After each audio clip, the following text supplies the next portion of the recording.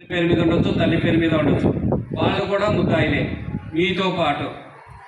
వాళ్ళు ఇంట్లో ఉంటారు, కానీ యాక్సిడెంట్ చేస్తే మాత్రం మీరు చేసిన మీతో పాటు మీ తండ్రి కానీ తల్లి కానీ వాళ్ళు ముద్దాయిలే అవుతారు. వాళ్ళకి కనీసం ఫైన్ అంటే 25,000 రూపాయలు ఉంది. 25,000 రూపాయలు ఏ గవర్నమెంట్ ఎంప్లాయీ కానీ ఎవరైనా కానీ ఫైన్ కడితే వాళ్ళకి మళ్ళీ వేరే పనిష్మెంట్లు మళ్ళీ చాలా ఉంటాయి. కాబట్టి ఆ విధంగా చేయొద్దండి.